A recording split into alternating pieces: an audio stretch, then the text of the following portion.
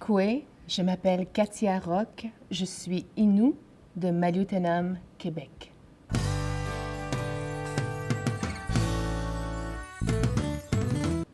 Comme femme, je me sens bien, je me sens épanouie. Écoute, j'ai passé plusieurs étapes dans ma carrière de chanteuse ou comme comédienne à toujours me mettre à jour, à toujours travailler sur ma voix, sur plusieurs techniques de scène. Je me sens super bien.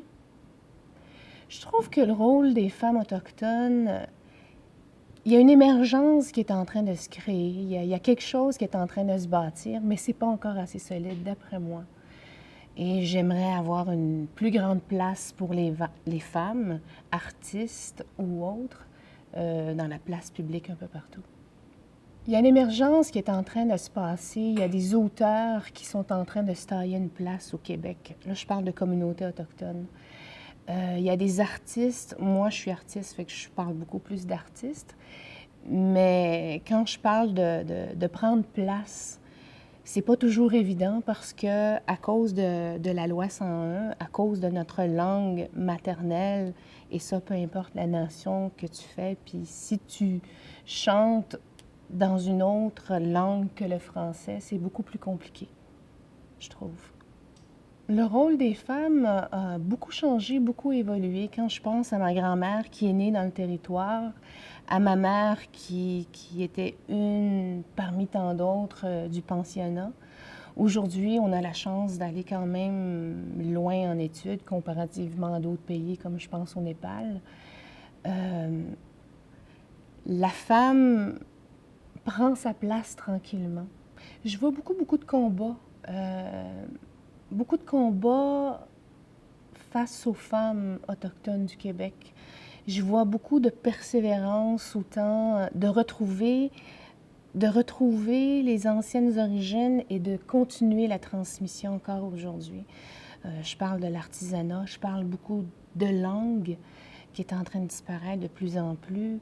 Je pense aux femmes artistes, aux femmes de pouvoir. Je pense à Michel Audette, entre autres. Au niveau politique, ça commence à grandir et à pousser, à prendre beaucoup de place aujourd'hui même.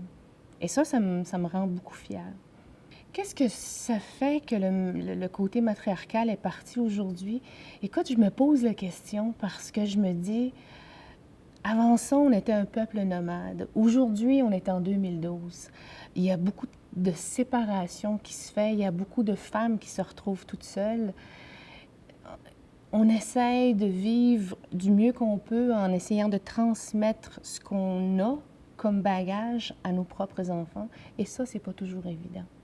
Mon héritage, écoute, j'ai passé la transmission. La transmission et l'héritage, moi, je pense à ma grand-mère. Ma grand-mère qui je regardais à l'époque, il y a 25 ans passés, elle tressait des raquettes comme si de rien n'était. Puis moi, ça me fascinait parce que je me disais, c'est trop compliqué, c'est trop mathématique dans ma tête. Un jour, j'ai eu l'occasion, à côté d'un homme, il m'a enseigné ça. Et c'est un homme qui m'a enseigné comment tresser les raquettes.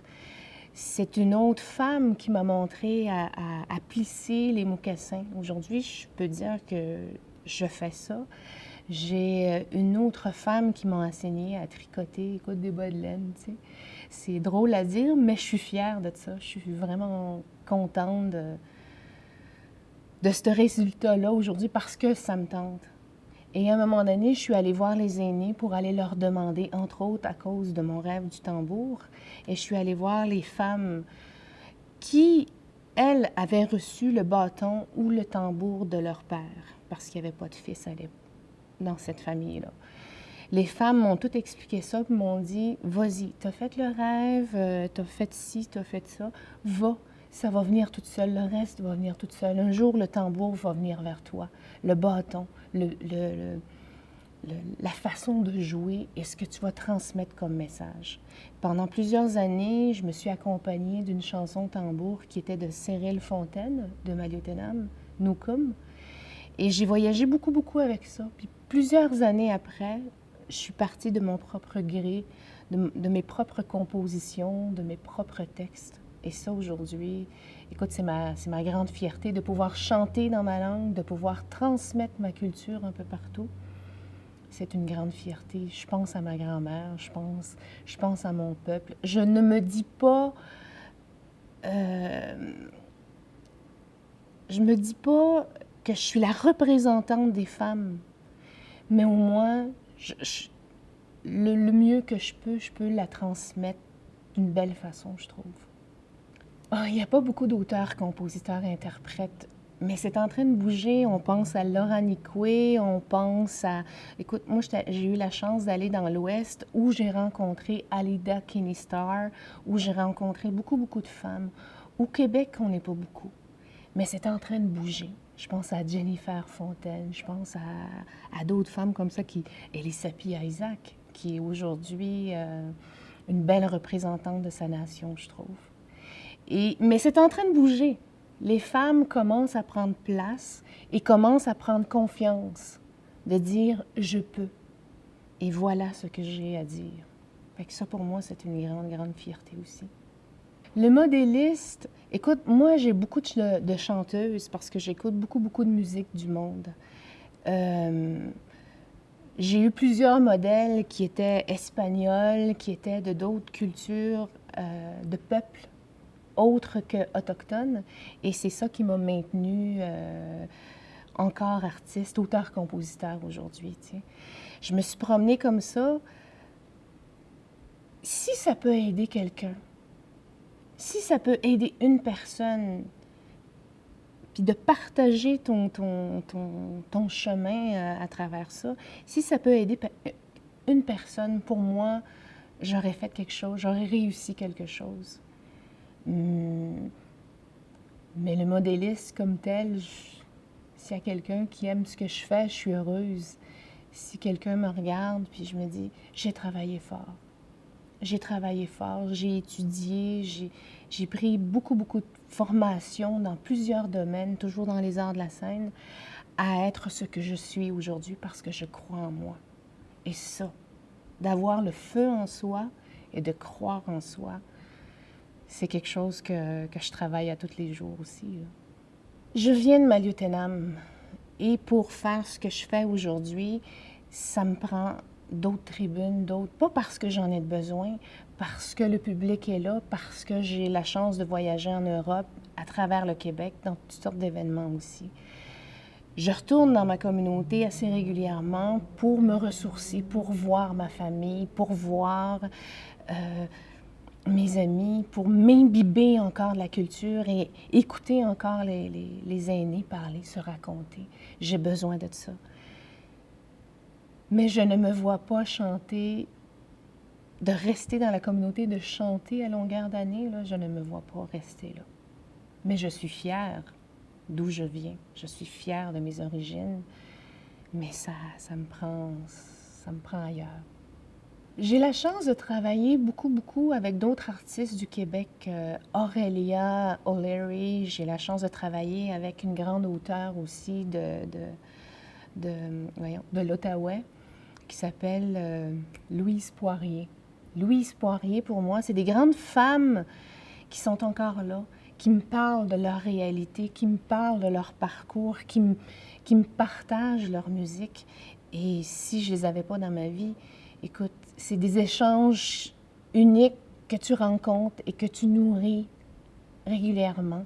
Je pense à Joanne-Alice Côté qui a écrit la version française de Chatitoun et avec qui je me suis reconnue, je me suis connectée comme une sœur, comme une petite sœur. Et écoute, j'ai la chance de travailler avec tellement de monde, avec des femmes, de parler de mon métier avec Elisapie Isaac, de parler de tout ce qui se passe dans la vie, des spectacles qu'on fait, puis des voyages qu'on fait, puis des gangs, des personnes qu'on rencontre. Je me souhaite, moi étant auteur, compositeur, interprète, je me souhaite un album, vraiment profondément un album. Je me souhaite une belle et longue carrière en tant que comédienne aussi. Et je souhaite aux femmes de se croire, de se donner la permission d'essayer et de réaliser leur plus grand rêve. Parce que si tu n'as pas de rêve, tu meurs. Et pour moi, le rêve est très, très important. C'est ce qui te nourrit dans la vie. La modernité puis le tambour traditionnel, c'est deux affaires complètement différentes, je trouve, mais qui se rejoignent et qui se tissent très bien. Moi, j'ai commencé à chanter au tambour, ce qui m'a permis vraiment d'aller chercher mon essence, mon cœur, mon âme et de raconter ce que j'avais à dire. J'ai eu la chance de rencontrer des musiciens et de voir ma chanson se transformer, se contemporaniser. Et pour moi, c'est important de commencer avec un tambour traditionnel et d'arriver à faire ce que je fais aujourd'hui, d'arriver à intégrer mes premières compositions en musique. Pour moi, ça, c'est un grand, grand cadeau. Si un musicien qui a fait le rêve au tambour, là, je parle d'homme ou de femme, mon conseil, ce serait, ben, commence, vas-y, et va voir les aînés. Demande-leur. Ils ont tellement à partager. Et c'est bonne continuation. Mon premier rêve au tambour remonte à plusieurs années. Et je me suis réveillée dans mon rêve, je me réveillais et il y avait beaucoup, beaucoup de monde. Il y avait un grand événement, puis je ne savais pas qu'est-ce qui allait se passer. J'avançais vers le monde, puis à un moment donné, j'ai reconnu des femmes au loin. Fait que je me suis dit, je vais aller les rejoindre. En allant les rejoindre, les femmes qui étaient sur un stage se sont reculées, se sont tassées pour me laisser place. Mais moi, je ne comprenais pas. Puis à un moment donné, j'ai entendu le son du tambour, Innu, résonner. Je me suis retournée et j'ai dit, l'entendez-vous? Puis à un moment donné, j'ai vu l'image du tambour. J'ai dit, l'entendez-vous? Là, je paniquais, là, parce que je savais que le son venait me chercher moi. Puis plus il venait me chercher, plus j'avais peur. Peur de quoi? J'avais peur d'avoir mal. J'avais peur que le tambour rentre et me fasse mal. C'est drôle, mais au contraire. Et quand c'est ressorti de moi, ça a été vraiment une découverte moi-même. Je me suis étonnée, je me suis dit, waouh, je chante bien. Plusieurs années après, j'ai fait mon deuxième rêve. Puis j'étais dans un chalet. En sortant du chalet, j'ai vu deux hommes qui s'accompagnaient d'un tambour traditionnel aussi. Et en entendant le son de ce tambour-là, je suis rentrée dans le chalet pour aller chercher le mien. Et ça a été un long son continu. Je suis allée voir les aînés pour leur demander, mon Dieu, moi, j'ai pas de grand-père, j'ai pas de grand-mère, j'ai pas de tambour, j'ai pas de bâton. Pourquoi moi? Pourquoi moi, je me permettrais d'aller là? Pourquoi moi, je m'accompagnerais au tambour? J'ai eu beaucoup peur. Les premières années, j'avais une grande peur qui m'habitait. Puis à un moment donné, c'est quand j'ai commencé à composer ma première chanson, tout est allé naturel. Ça a été vraiment pour moi une belle guérison, un beau moment que je me partageais à moi, que je m'offrais à moi et qu'aujourd'hui, je partage avec les autres.